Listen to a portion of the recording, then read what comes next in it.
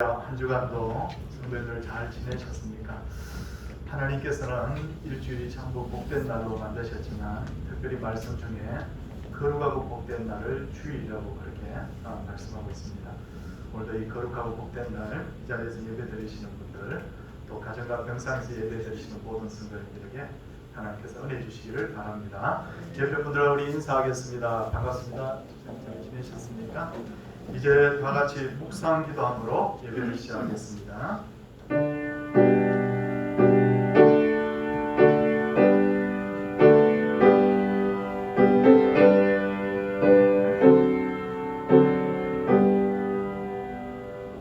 왕이신 나의 하나님이여, 내가 주를 높이고 영원히 주의 이름을 송축하리이다. 내가 날마다 주를 송축하며 영원히 주의 이름을 송축하리이다. 여호와는 위대하시니 크게 찬송할 것이라. 그의 위대하심을 청량하지 못하리로다. 아멘. 사도신경으로 우리의 신앙을 고백합니다. 나는 전능하신 아버지 하나님 천지의 창조주를 믿습니다. 나는 그의 유일하신 아들 우리 주 예수 그리스도를 믿습니다. 그는 성령으로 잉태되어 동정녀 마리아에게서 나시고 본디오 빌라도에게 고난을 받아 십자가에 못 박혀 죽으시고 장사된 지 사흘 만에 죽은 자 가운데서 다시 살아나셨으며 하늘에 오르시어 전능하신 아버지 하나님 우편에 앉아 계시다가 거기로부터 살아있는 자와 죽은 자를 심판하러 오십니다. 나는 성령을 믿으며 거룩한 공교회와 성도의 교제와 죄를 용서받는 것과 몸의 부활과 영생을 믿습니다. 아멘. 찬송 279장입니다.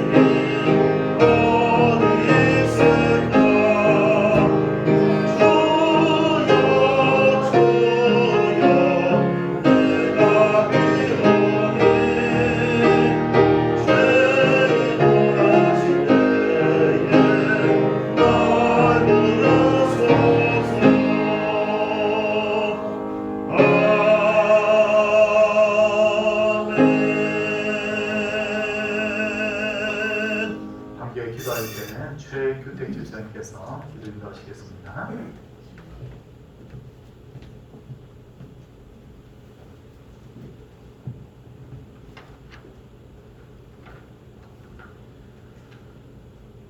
하나님 아버지, 하나님의 자녀들이 함께 하나님께 예배를 드립니다. 마음과 정성을 다해 드려지는 예배, 영과 진리로 드려지는 예배가 되게 해주시옵소서. 하나님께서 우리의 마음을 만지시는 예배, 마음의 귀로 하나님의 음성을 듣는 예배가 되게 해주시옵소서. 저희들은 하나님의 살아계심과 역사하심을 믿고 예수님의 사랑을 믿고 성령님의 인도하심을 믿지만 이 세상에서 여전히 연약한 존재로 살아갈 때가 많습니다. 조금만 방심하면 마치 하나님이 없는 것처럼 내 마음대로 내 욕심대로 살아갈 때가 많습니다. 우리의 삶의 목표, 우리의 존재의 목표가 잘 먹고 잘 입고 잘 사는 것이 아니라 하나님의 뜻을 알고 그 뜻대로 살아가는 것이 되게 해주시옵소서. 하나님께서 우리 각자에게 주신 독특한 사명들을 깨닫고 그 사명에 따라 교회와 가정과 사회를 섬기는 귀한 영혼들이 되게 해주시옵소서. 코로나로 인해 온 세계와 국가와 교회와 사람들이 고통을 당하고 있습니다. 고난당하는 것이 내게 유익이라 내가 이를 통해 주의 윤례를 배우게 되었나이다라고 고백한 시편의 기자처럼 우리 또한 고난을 통해 하나님의 윤례가 무엇이며 그 윤례를 지키지 못하고 살아온 것이 무엇인지 돌아보게 해주시옵소서. 서울 동산교회 역시 이 어려운 시기를 지나면서 하나님 앞에서 연약했던 점은 무엇이며 회신해야 할 점 무엇인지 생각하게 하시고 형제를 사랑하지 못하고 자기의 기준으로 형제를 재단했던 적은 없었는지 하나님께서 주신 전도, 구제, 봉사의 사명을 믿음과 소망과 사랑으로 하지 못하고 자기 의의 수단으로 사용했던 적은 없었는지 돌아보게 해주시옵소서. 담임 목사님을 위시하여 장로님, 부목사님, 권사님, 집사님, 어린아이 하나에 이르기까지 은혜를 부어주셔서 연약한 부분은 강하게 해주시고 맡은 직분에 따라 필요한 사랑의 마음과 사명감과 지혜와 능력을 부어주시옵소서. 이를 위해 우리 모두 교회에서나 사회에서 하나님의 은혜를 간절히 구하게 해주시옵소서. 특별히 성도들 가운데 어려움을 겪고 있는 분들이 계십니다. 우리는 그 사정을 자세히 알지 못하지만 하나님께서는 그 마음 깊은 곳까지 속속들이 알고 계시오니 완전하신 하나님께서 최적의 때에 그 사랑하시는 자들의 어려움을 해결해 주시옵소서. 합력하여 선을 이루시는 하나님을 경험하게 해 주시옵소서. 담임 목사님을 다리에 세우셔서 하나님의 말씀을 선포케 하시니 감사합니다. 성령님께서 목사님과 함께 하셔서 우리에게 꼭 필요한 말씀을 증거케 해 주시옵소서. 우리의 마음을 감동시킬 뿐 아니라 우리의 삶을 변화시키는 말씀이 되게 해 주시옵소서. 우리의 예배를 통해 하나님께서 높임을 받으시고 우리는 깨달음과 위로의 은혜를 받는 귀한 시간이 되게 해 주시옵소서. 이 모든 말씀 우리를 구원해 주신 예수님의 이름으로 기도드립니다. 아멘.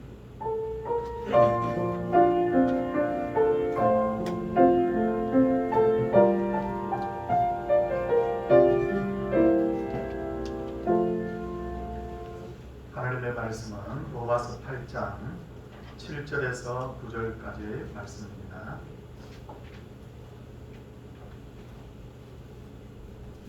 7절에서 9절까지의 말씀. 육신의 생각은 하나님과 원수가 되나니 이는 하나님의 법에 굴복하지 아니할 뿐 아니라 할 수도 없습니다. 육신에 있는 자들은 하나님을 기쁘시게 할 수 없느니라. 만일 너희 속에 하나님의 영이 거하시면 너희가 육신에 있지 아니하고 영에 있나니 누구든지 그리스도 영이 없으면 그리스도의 사람이 아니라. 아멘. 정인세 집사님 하나님께 특송 올려드리겠습니다.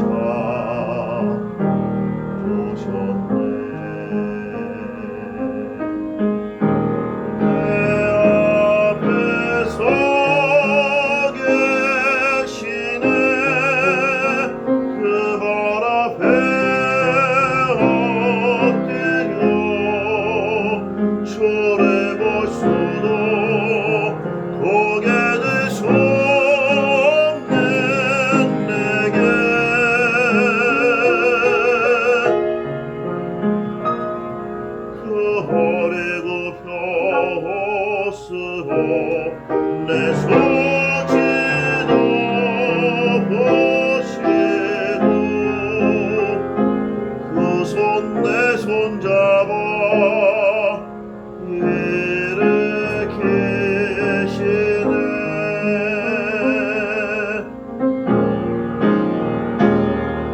그 사랑 나를 만지시네.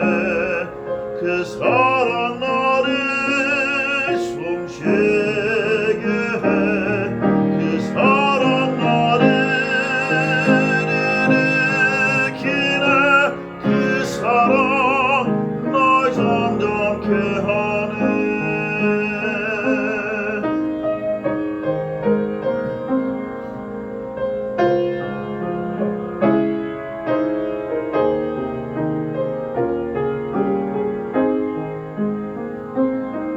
그 허리 굽혀 옷으로 내 소지도 보시고 그 손 내 손 잡아 일으키시네.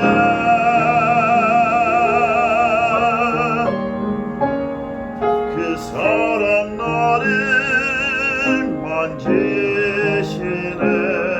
그 사랑 나를 숨쉬게 해. 그 사랑 나를 일으키네.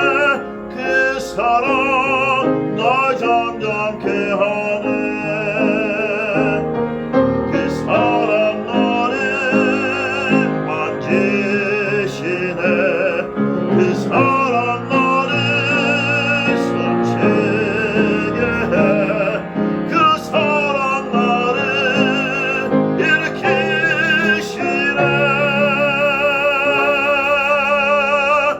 그 사랑 날 잠잠케 하네.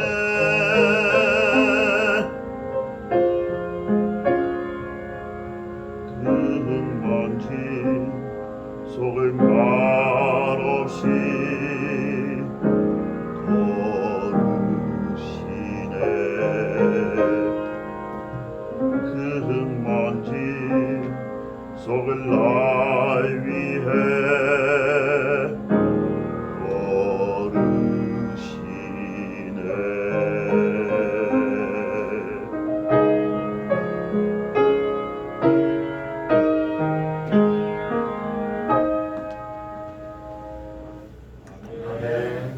하나님께서 기뻐 받으시는 찬양인 줄 압니다. 아브라함의 아내 사라는 아들을 낳지 못하게 되자 두 가지 생각을 하는데, 하나는 하나님이 아들을 주신다고 했으니 내가 끝까지 기다리겠다는 생각과, 다른 하나는 하나님의 약속을 믿을 수 없으니 자기 방법으로 문제를 해결하겠다는 두 가지 생각이었습니다. 오랫동안 이 두 가지 생각 가운데 갈등하던 사라는 마침내 기다리다가 자기의 방법대로 문제를 해결하려고 몸종 하갈을 남편 아브라함에게 주는데, 창세기 16장 2절을 보면 남편이 그렇게 해달라고 먼저 요구를 한 것이 아니라 사라가 먼저 남편에게 그렇게 말한 것을 알 수가 있어요. 그러면서 그녀는 이런 기대를 했을 겁니다. 하갈이 아들을 낳으면 그 아들은 내 아들이 될 것이다. 그리고 종이었던 하갈이 남편의 첩이 되면 내게 크게 공허할 것이다. 그러나 결과는 자기 생각대로 되지 않았습니다. 아들을 잉태한 하갈은 사라를 멸시합니다. 그러자 사라는 화가 나서 남편 아브라함에게 내가 받는 모욕은 당신이 받아야 옳도다 라고 하면서 책임을 전가하죠. 그리고 하갈을 학대하기 시작했고, 마침내 하갈은 임신한 몸을 이끌고 가출을 하게 됩니다. 우리는 사라의 모습을 통해서 이 시대의 그리스도인들의 모습의 한 단면을 보게 되죠. 이 시대의 많은 그리스도인들은 어떤 일을 하나님의 방법대로 하지 않고 자기 방법대로 합니다. 그리고는 문제가 생기면 그때서야 하나님 왜 이렇게 하셨습니까? 라고 하나님께나 혹은 다른 사람에게 책임을 전가하는 경향이 있다는 거예요. 이렇게 책임을 전가했던 대표적인 인물이 구약에 한 명 등장하는데 바로 사울입니다. 사무엘상 13장을 보면 사울이 블레셋과 전쟁을 하는데 사무엘 선지자가 오기로 한 날에 와서 번제를 하나님께 드려야 되는데 오지를 않는 겁니다. 그래서 그는 자기 마음대로 제사장만이 드릴 수 있는 번제를 드렸습니다. 그 후에 사무엘 선지자가 나타나서 왜 이와 같은 일을 했느냐고 했을 때 그는 내가 잘못했습니다 라고 말하지 않고 백성들이 자꾸 흩어지는데 할 수 없었다 이렇게 말하면서 백성들에게 책임을 전가합니다. 이어서 사울은 사무엘상 15장을 보면 아말렉과의 전쟁이 벌어지죠. 하나님께서는 이 전쟁은 하나님께 속한 전쟁이라고 하시면서 전리품을 다 하나님 앞에 드리라고 했습니다.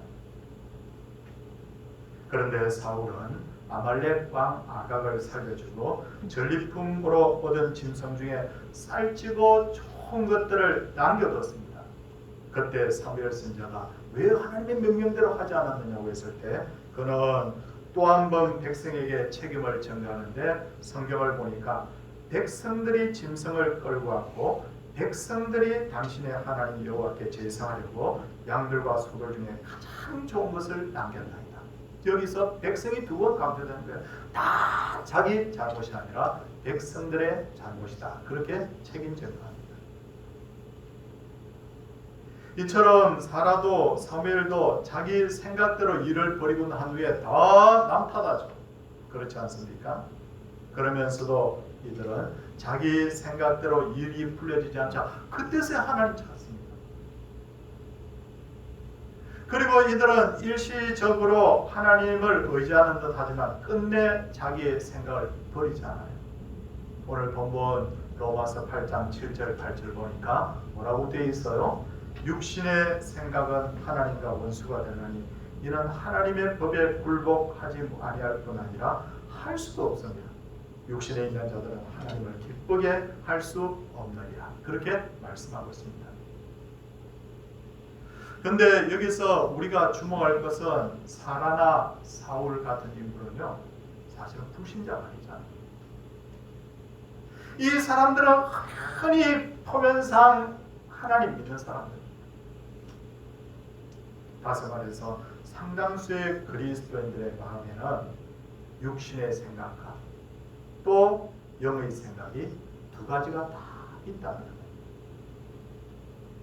이 두 가지 생각이 늘 갈등을 이루고 있습니다.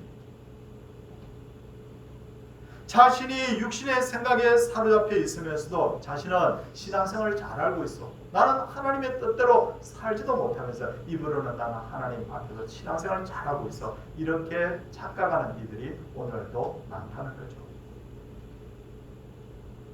그런 의미에서 우리는 육신의 생각을 버리고 하나님이 기뻐하시는 영의 생각을 해야 되는데 그 중에 하나가 여러 가지 말씀드릴 수 있지만 우리가 가진 성공 방정식이 달라져야 됩니다. 흔히들 사람들은 하나님을 믿으면 무조건 모든 일이 다 생각대로 잘 풀린다고 하는데 그래서 만사형통하다고 생각하는데 그것을 성공이라고 시험 합격했습니다. 또 진급을 했습니다. 또 사업이 잘 됐습니다. 그것을 성공이라고 생각하는데 하나님이 생각하시는 성공은 다를 수 있다는 거예요. 어느 마을에 원님이 부임을 했습니다. 마을 사람들의 성향이 어떤지 알 수가 없죠. 그래서 원님이 마을 사람들을 다 이렇게 불러다가 썩은 씨앗을 하나씩 나누어주면서 그것을 키워서 가지고 오세요 라고 그렇게 말합니다. 썩은 씨앗이. 사람들이 그것을 가져다가 원님의 명령대로 온갖 정성을 다해서 돌봤지만 싹이 나지 않아요. 그때 사람들은 이렇게 합니다. 다른 씨앗을 구해서 그 씨앗을 키워서 싹을 키우고 그리고 꽃을 피워서 가지고 왔어요. 근데 그 중에 딱 한 사람만이 원님에게 썩은 씨앗을 그대로 가지고 와서 싹도 아무리 정성을 들여도 싹이 나지 않습니다 라고 합니다. 성도님들, 누가 이 부분에 성공한 사람입니까? 사도가 진짜 원했던 것은 누가 정직한 사람인지, 누가 이 사도를 속이지 않는 사람인지를 테스트한 것인데, 내가 싹을 틔우고 좋은 꽃을 피워서 가지고 왔으니 내가 성공한 거야. 사도가 보기에는 그 사람은 실패자고 썩은 씨앗을 그대로 가지고 온 사람이 성공 아닙니까? 이처럼 내가 생각하는 성공과 하나님이 생각하시는 성공이 다를 수 있다. 하나님께서 요셉을 애굽에 팔려가게 하시고 13년 동안 고통당하게 하십니다. 그 중에 11년은 애굽에서 종살이했고 나머지 2년은 강간 미수범이라는 누명을 쓰고 옥살이했습니다. 성도님들, 요셉이 성공한 사람입니까? 실패한 사람입니까? 여기까지만 봅시다. 총리 되기 전까지 딱 여기까지만 보면 누가 봐도 이 사람 실패한 사람. 왜냐하면 13년이라는 그 시간을 다 허비했잖아요. 심지어 강간미수범이라는 전과자가 되었지 않습니까? 실패자예요. 누가 봐도 이유가 어땠든. 그런데 하나님의 관점에서 보면 그는 성공자예요. 왜 요셉이 성공한 사람입니까? 그것은 하나님께서 요셉에게 반드시 고난이 필요하다고 생각하셔서 그에게 고난을 주신 거예요. 요셉은 그 하나님의 의도를 제대로 알고 그 고난을 잘 견뎌낸 거예요. 그는 자신을 팔아버린 형들을 만났을 때도 원망하지 않고 나를 이곳으로 보낸 것은 당신들이 아니요 하나님이시라 이렇게 고백합니다. 그의 마음속에는 지난 13년 동안 오직 한 가지 생각. 뭡니까? 이건 하나님의 뜻이 있고 나는 그 뜻대로 내가 순종해야 돼. 그 생각이 있었기 때문에. 이처럼 오늘날에도 성도님들 잘 한번 생각해 보세요. 하나님께서 우리에게 고난이 필요하다고 생각하는 그때가 있으면 요셉처럼 고난 줍니다. 어떤 이에게는 질병의 고난 줘요. 어떤 이에게는 경제적인 어려움을 줍니다. 어떤 이에게는 자녀 때문에 고통당하게 합니다. 그럴 때 우리 그리스도인들이 진짜 마음에 품어야 될 생각이 뭐냐면 하나님의 의도를 제대로 알고 그 시간들을 잘 견뎌내는 거예요. 견뎌내는 거예요. 그게 바로 하나님 보시기에 성공자예요. 다시 원점으로 돌아가서 왜 하나님께서는 사울왕을 버리셨습니까? 그는 입으로는 하나님을 믿는다고 하면서도 하나님의 의도와 관계없이 자기 생각대로 살았기 때문 아닙니까? 사무엘상 13장을 보면 사울이 블레셋과의 전쟁이 임했을 때 하나님이 사울을 테스트했습니다. 진짜 이 사람이 하나님의 사람인지 정말 하나님 의지하는 사람인지 그래서 사무엘을 일부러 늦게 보냈죠. 그때 이 사람이 합격하려고 하면 성공하려고 하면 하나님의 의도를 알고 내가 이 전쟁에서 실패하는 한이 있더라도 하나님이 도우시는 하나님의 뜻을 바로 기다려야 되는 거예요. 그런데 그는 그렇게 하지 않았어요. 그렇다면 성도님들, 제가 성도님들께 한번 질문을 던질 텐데 마음속으로 대답을 한번 해보시기 바랍니다. 사울이 하나님의 뜻에 반하고 실패했죠. 근데 사울이 그 전쟁에서 블레셋과의 전쟁에서 이겼을까요? 졌을까요? 우리가 상식적으로 생각해 보면 져야 됩니다. 그런데 성경을 천천히 읽어보시면 알 수 있는 게 뭐냐면 블레셋과의 전쟁에서 이깁니다. 그런데도 전쟁에서 이겼잖아. 그러면 성공한 거잖아. 그런데도 사무엘 선지자는 사울을 실패자로 규정합니다. 그리고 사울에게 이렇게 말합니다. 왕이 망령되이 행하였도다. 왕의 나라가 길지 못할 것이다. 아니 전쟁에서 이겼으면 됐지. 하나님이 도왔던 내가 내 생각대로 했던 전쟁에서 이겼으면 됐지. 그런데 하나님이 바라보시는 관점은 뭐냐면 왕이 실패했습니다 라고 그렇게 진단하고 계신다는 거예요. 사울은 분명히 전쟁에서 이겼는데도 왜 사무엘이 사울을 실패자로 규정했는가? 하나님이 보시기에 전쟁에 이기는 것이 목적이 아니었다. 하나님의 말씀에 그가 얼마나 하나님 의지하고 그가 기다릴 줄 알고 순종할 줄 아는가, 그걸 하나님이 지금 보고 계신데, 전쟁이 이걸 보고 계신 것이 아니라 이걸 지금 보고 계시는데, 그 부분에 있어서 바로 사울은 실패자였다는 거예요. 성도님들, 우리는 실패하는 것이 주님의 뜻이라면 때로는 우리가 실패할 줄 다 알아야 돼요. 실패하면서 그때부터 깨달음을 얻는 거예요. 고난받는 것이 주님의 뜻이라면 고난을 잘 견뎌내는 것이, 오늘도 좀 우리 최 집사님이 기도할 때 이 말씀을 잠깐 인용을 했는데, 고난당한 것이 내게 유익이라. 고난당하는 것이 주님의 뜻이라면 고난을 잘 견뎌내는 것이 성공이에요. 난 고난을 한 번도 안 당해봤어. 나는 가정적으로 어려움도 없어서. 나는 한 번도 아파본 적도 없어. 난 성공이야. 그게 아니라 하나님이 실패나 고난도 내게 유익해서 주신다면 그걸 잘 견뎌내는 게 성공입니다. 출애굽한 이스라엘 백성들이 10하루면 가나안 땅까지 들어갈 수 있는데 40년간 돌아가게 하셨죠. 내가 분명히 그것을 수일 만에 다 해결할 수 있는 문제인데도 불구하고 수개월, 수년이 걸려도 해결이 안 되는 문제가 하나님께서 내게 주셨다고 하더라도 넉넉히 그 길을 갈 수 있는 사람이, 그 사람이 바로 하나님 보시기에 성공한 사람이다. 왜 요즘 한국 교회가 왜 세상 사람들도 손가락질 합니까? 여러 가지 이유가 있겠지만 저는 한 가지를 말하라고 하면 잘못된 성공 방정식에 교회가 빠져 있다. 목사가 얼마나 정직한 목회를 하는가, 목사가 얼마나 하나님 보시기에 성실한 목회를 하는가, 이 부분에 있어서 관점에서 보지 않고 오늘날 한국의 많은 목회자들이 사람이 많이, 수단과 방법을 가리지 않고 사람만 많이 모여서 큰 교회를 만들면 성공이다, 이렇게 보기 시작하고, 교인들도 그런 목사를, 저 목사 큰 목사다, 성공한 목사다, 이게 바로 오늘 한국교회를 멍들게 했다는 거예요. 옛날에는 저희가 어렸을 때 신앙생활 할 때는 자녀들에게 뭐라고 이야기하느냐, 너 공부 못해도 너 꼭 주일 지켜라. 주일은 어떤 일이 있어도 하나님 앞에 예배 드리고, 너 주일은 하나님 앞에 나서 말씀 배우고 너 교회 봉사해야 돼.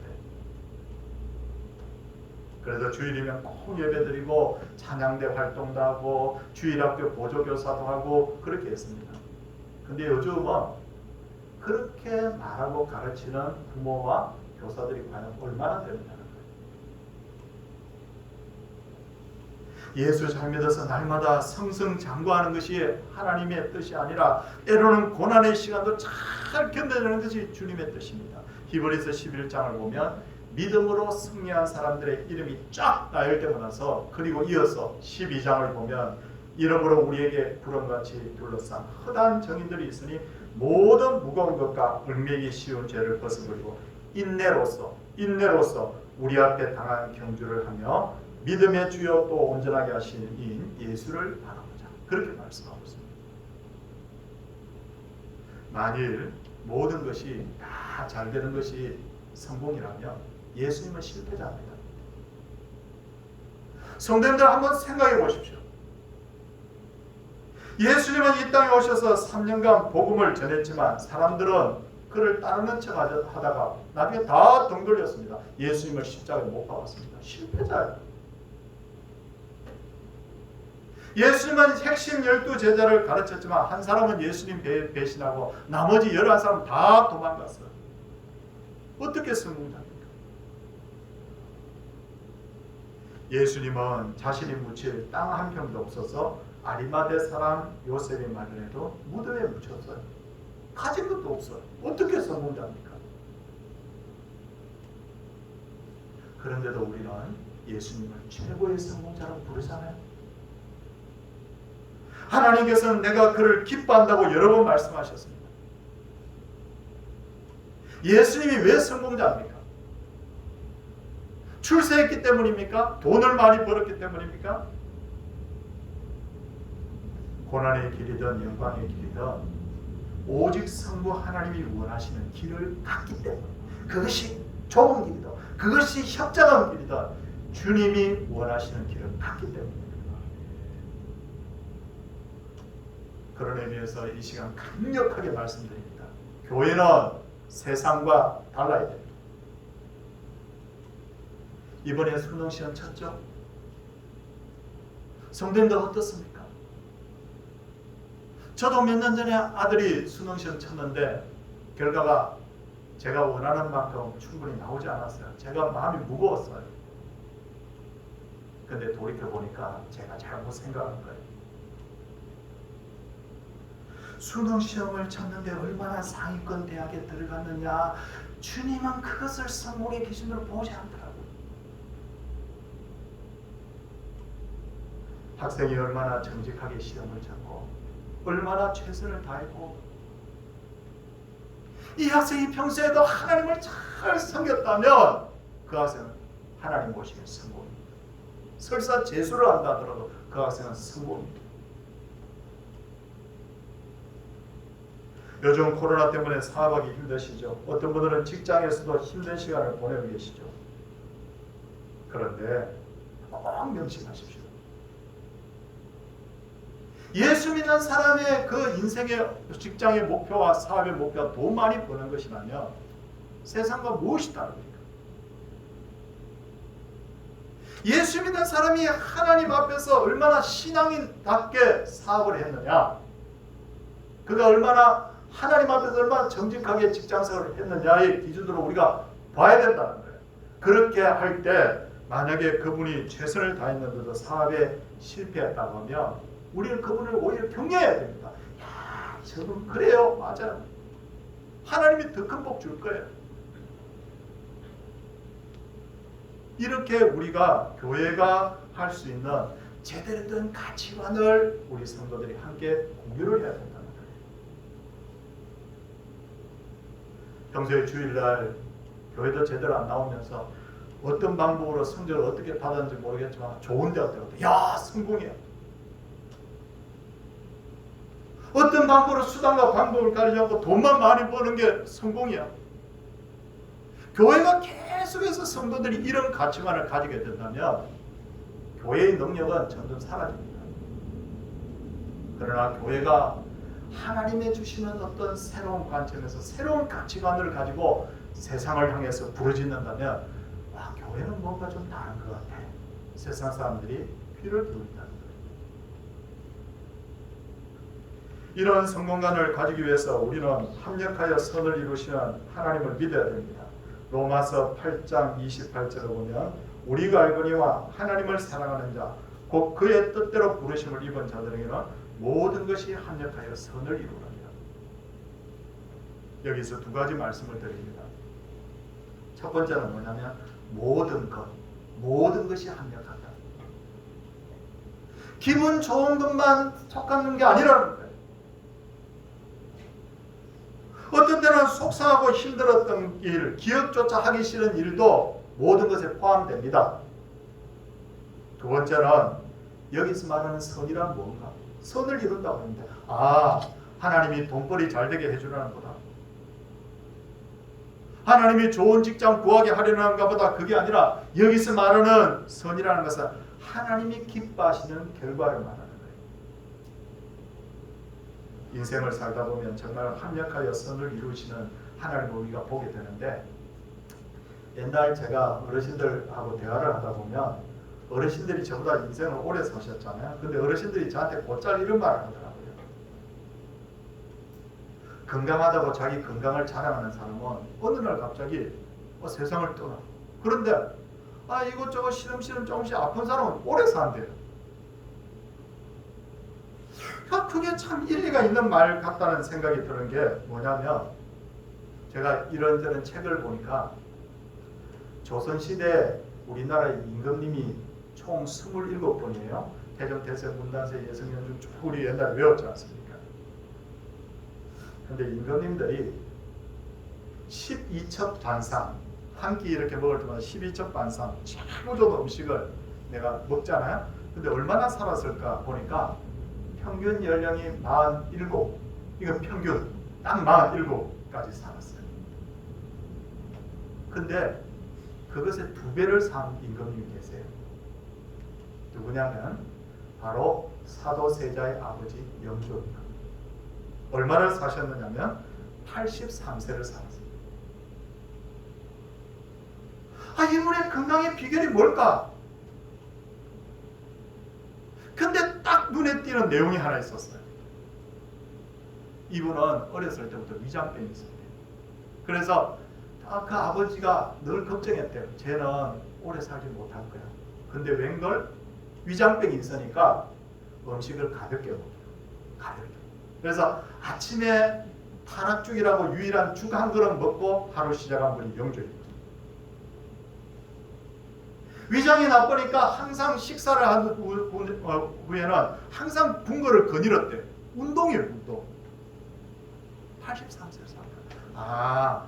이게 바로 합력하여 선을 이루는 것. 일이 안 되고 실패하는 것이 인생에 도움이 되기도 하죠.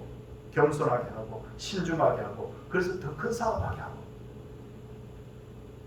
내 주변의 일들이 내 마음대로 돌아가지 않으니까 인간의 한계를 알고 더 하나님 의지하고 이게 전부 다 뭐냐면 합력하여 선을 이루신 하나님. 저도 인생에 적지 않은 인생의 어려움들을 겪으면서 겸손하게 하더라. 하나님 의지하게 하더라. 이 시간도 우리가 합력하여 선을 이루시는 하나님을 절대 신뢰할 수 있기를 바랍니다. 이런 믿음이 생기고 하나님을 의지하게 되면 영안이 열리고 영안이 열리면 문제를 해결할 수 있는 새로운 눈을 뜨게 됩니다. 이스라엘 역사에 있어서 가장 수치스러운 사건 중에 하나가 뭐냐면 가나안 땅을 정복한 후에 몇몇 성을 정복하지 못했는데 그 중에 400년 동안이나 정복하지 못한 성이 있는데 그게 뭐냐면 예루살렘 성이에요. 예루살렘 성이 어떻게 생겼느냐면 이렇게 좀 이렇게 위는 좀 평평하고 이렇게 돼 있는 이렇게 산에 예루살렘이 있습니다. 근데 예루살렘으로 출입할 수 있기 위해서는 동쪽으로 이렇게 올라가는 것 외에는 삼면이 전부 다 낭떠러지로 되어 있어요. 그러니까 웬만하면 침공을 못하는 거예요. 그렇지 않아 앞에만 딱 나가버리면 되니까. 그래서 다윗이 임금이 되어서 예루살렘 성을 내가 하나님 주신 땅인데 하고 그것을 침공하려고 했을 때 여부수 족속들이 다윗을 놀립니다. 뭐라고 놀립니까? 내가 결단코 이리로 들어오지 못하리라. 맹인과 다리 저는 자라도 너를 물리치리라. 이렇게 호언장담해요. 근데 다윗의 마음은 뭐냐면 하나님이 몇백 년 전이었지만 가나안 땅을 준다고 했으면 주는 거지. 이렇게 믿었어요. 그러면서 그는 하나님 앞에 지혜를 구합니다. 그때 다윗이 큰 묘안을 하나 찾아냅니다. 그게 뭐냐면 예루살렘에는 비밀 통로가 있다는 거예요. 그 비밀 통로가 뭐냐면 예루살렘 밖에 있는 기온샘하고 예루살렘 안에 가면 뭐가 있냐면 그 맹인이 눈을 씻었던 실로암 못이 있어요. 그게 어떻게 되어 있느냐면 밖에 있는 기온샘에 물을 기르러 다닐 수가 없잖아요. 포위가 되면. 그렇기 때문에 그 기온샘의 뚜껑을 덮어버리고 거기다가 긴 수로를 지하 수로를 만들어 가지고 그 성 안에까지 연결해 가지고 그 물을 안에서 길어 먹는 그게 바로 실로암 못이에요. 다윗이 그걸 발견합니다. 그래서 병력을 어떻게 하느냐면 성벽을 넘어가도록 하지 않고 그 기온샘 수로를 통해서 성 안으로 침투시켜서 그 예루살렘 성을 점령합니다. 그리고 그것을 이스라엘의 수도로 삼습니다. 원래 여부서 사람들의 땅이죠. 사랑하는 성도님들, 연말에 올 한 해 동안 내가 한 게 뭘까? 아니 사업이 잘 된 것도 아니고 돈벌이가 잘 된 것도 아니고 그렇다고 우리 가족 중에 뭔가 직장에 취직을 한 것도 아니고 그렇다고 해서 좋은 대학을 들어간 것도 아니고 성도님들 아직도 여기에 머물러 있다고 하면 새로운 관점에서 한번 눈을 뜨시기를 바랍니다. 올 한 해 참 힘든 해였죠. 그런데도 불구하고 성도님들께서 신앙을 지켰고 최선을 다해 예배를 드렸고 교회를 정말 나름대로 최선을 다해서 섬겼다면 아니 내가 인간적으로 내놓을 것이 없다고 할지라도 하나님 보시기에는 너는 성공자다.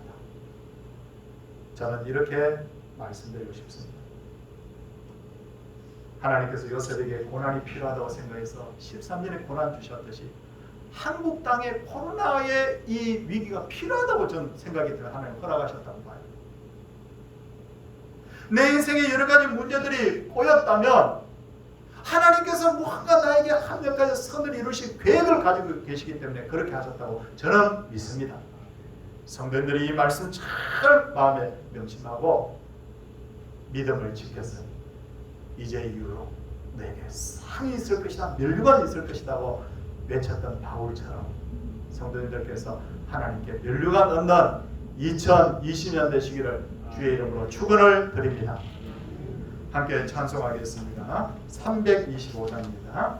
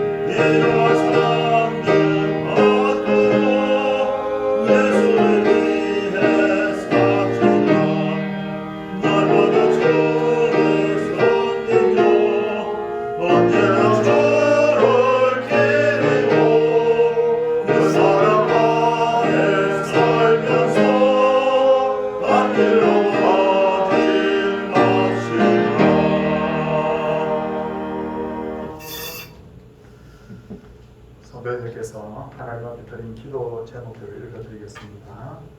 목사님께서 기도를 많이 해주셔서 이렇게 목사님을 뵙게 되어 감사드립니다. 네, 하나님 된 것을 더욱더 감사를 드립니다. 하나님 지켜주시는 주님의 은혜에 감사합니다. 주님께서 원하시는 것을 보고 듣고 말하며 살게 하옵소서. 범사에 감사합니다. 범사에 감사합니다. 범사에 감사드립니다. 범사에 감사, 범사에 감사, 네, 범사에 감사 예물을 하나님 앞에 드렸습니다. 손을 모으고 함께 기도하시겠습니다. 우리 2020년을 돌아보면 한 번도 경험하지 못한 많은 시련들이 우리에게 있었습니다. 코로나로 인해서 사업하기도 힘들었고 직장생활 하기도 참 불안하고 힘들었던 올 한 해, 그러면서도 자녀들이 또 내 생각대로 되지 않은 그런 부분들도 분명히 있습니다. 그런데도 불구하고 하나님이 우리에게 보시는 것은 내가 얼마나 높이 올라갔느냐, 내가 얼마나 많은 것을 얻었느냐가 아니라 형통할 때나 고난이 때나 내가 하나님을 얼마나 의지했느냐를 우리를 보고 계시는 줄 압니다. 하나님, 정말 어려울 때 그 사람의 신앙의 진가가 드러난다고 말씀하셨는데 하나님 앞에 구합니다. 우리 성도님들이 이 어려울 때 요셉이 하나님의 의도를 알고 그 하나님의 때를 기다렸던 것처럼 우리 성도님들이 그런 관점에서 하나님을 바라볼 수 있는 신앙인들 되게 하옵소서. 이 시간 지나고 나면 모든 것이 합력하여 반드시 선을 이루게 하실 줄 주여 믿습니다. 자녀를 향한 기도 하나님 들으시는 줄 압니다. 내 생활의 어려움도 하나님이 들으시는 줄 압니다. 내 몸의 질병도 하나님이 알고 계시는 줄 압니다. 합력하여 선을 이루시는 하나님을 믿사오니 반드시 선의 결과를 우리에게 보여주시옵소서. 사랑의 주님, 이 코로나는 반드시 사라지게 되어 있는 줄 압니다. 그때까지 잘 인내할 수 있는 믿음 주시고 교회가 성도의 가정이 절대 흔들림이 없게 하여 주시옵시고 이런 중에서도 믿음을 지키고 꿋꿋이 전진하는 우리 서울 동산교회 되게 하옵소서. 연말에 하는 모든 일이 복이 되고 은혜가 되게 하여 주시옵시고 날마다 이 강단에서 말씀을 선포하는 목사나 성도들이 함께 은혜를 공유하며 살아계신 하나님, 예배 중에 임재하시는 하나님을 날마다 체험하는 이 시간들 되게 하옵소서. 주님, 이 시간에 하나님 앞에 믿음의 고백과 함께 귀한 예물 드린 분들을 하나님이여 기억하여 주시옵소서. 하나님 앞에 11절 드리고 감사 예물을 드리고 전도 선교 예물을 드리고 또 하나님 앞에 건축 예물을 드리며 주정 예물을 드린 분들을 하나님 기억하여 주시옵소서. 하나님께서 보물 있는 곳에 마음이 있다고 말씀하셨는데 우리가 온 마음을 다하여서 아벨의 제물처럼 이 예물을 드렸사오니 하나님 기억하시고 하늘의 것과 땅의 것으로 우리를 충만케 하여 주시옵소서. 사랑의 주님, 이 시간에 예배에 참석하시는 모든 분들 하나님이 코로나의 이 어려운 상황을 하나님의 지혜로 꿰뚫어 볼 수 있도록 하여 주시옵시고 이 어려움들이 오히려 하나님 앞에서 더 나은 결과를 얻는 것을 우리 모두 체험할 수 있도록 역사하여 주시옵소서. 주 예수 그리스도의 은혜와 하나님의 사랑과 성령의 감화 교통하심의 역사가 하나님의 사람들 위해 이제로부터 영원토록 함께 있을지어다. 아멘.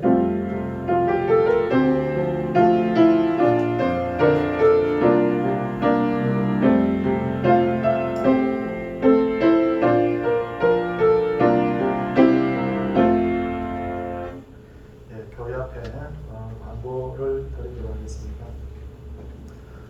앞에 현수막에 있는 대로 연말 목표 일정을 이렇게 밝힙니다. 이번에는 성탄절 이브날 성탄 축하의 시간은 우리가 불가피하게 가질 수가 없어 연습도 하고 이렇게 해야 되는데 우리가 이렇게 다 방역을 또 방역 규정을 또 지키고 하는 것이 또 유익할 거라는 생각이 듭니다. 그래서 어떤 일이 있더라도 우리는 예배는 드립니다. 예배는 드리나 그러나 이런 행사들에 있어서는 우리가 방역 지침을 지키면서 하지 않도록 그렇게 잘 방침입니다. 성탄 감사 예배 25일 날 낮 11시, 주일학교 수료식 27일 2부 예배 후에 또 송구영신 예배는 30일 날 9시 30분 이렇게 합니다. 그리고 성찬식도 우리가 하지 않기로 했습니다. 이렇게 해서 꼭 기억해 주시기 바랍니다. 오늘 예산위원 모임 이렇게 잘 해주시기 바라고요. 교회 재정을 사용하는 우선은 회계장부를 감사위원인 우리 조성진 집사님, 변희수 원사님께 제출해 주시기 바랍니다. 올해 성교별로 없어 그렇더라도 꼭 회개 감사를 받아주시면 더 좋은 교회를 만드는 데 도움이 될 줄 압니다. 성도들 날씨도 춥고 또 그런데도 이 아침에 뵐 수 있도록 뵙게 돼서 너무너무 반가워요. 그렇죠? 네, 우리 옆에 분들 늘 건강을 빌고 하나님께서 형통의 복을 주시기를 바라고 또 여러 가지 경영하는 것도 은혜 중에 잘 되기를 우리 바라는 마음에서 우리 한번 축복하는 마음에서 우리 할렐루야를 외치겠습니다. 할렐루야!